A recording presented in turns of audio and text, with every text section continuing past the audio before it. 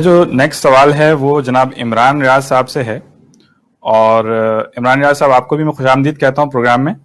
اور میرا سوال آپ سے یہ ہے کہ یہ جو مسئلہ فلسطین ہے، کیا یہ مسلمان بمقابلہ یہودی ہے، یا پھر عرب بمقابلہ مغرب ہے، یا پھر یہ مسلم امہ بمقابلہ مغرب ہے؟ یہ آخر ہے، یعنی کس کیٹیگری میں آپ اس کو رکھ سکتے ہیں؟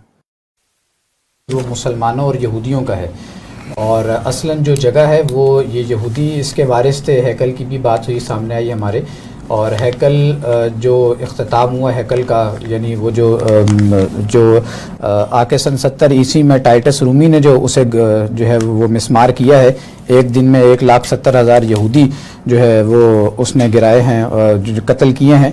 تو اس کے بعد جب یہ جو نبی صلی اللہ علیہ وسلم کی باری آئی ہے، آپ صلی اللہ علیہ وسلم اس دنیا میں تشریف لائے، تو پھر یہ ساری وراثت جو ہے انبیاء کی یہ مسلمانوں کے حوالے ہوئی ہے. اور آج یعنی مسلمان بحیثیت امت انبیاء کی یہ جو وراثت ہے، اس کے وارثین ہیں. تو مسئلہ صرف عربوں کا نہیں ہے، البتہ یہ فرق ضرور ہے کہ چونکہ اس وقت یہودیوں کا براہ راست جو ٹاکرا ہے وہ عربوں کے ساتھ ہے، یعنی صف اول میں آپ کو اس وقت جو ہے وہ عربی ہی نظر آئیں گے، لیکن اصلہ یہ جو ہے مسئلہ جو ہے اور یہ مقابلہ وہ مسلمانوں کا ہے یہودیوں کے ساتھ. شکریہ عمران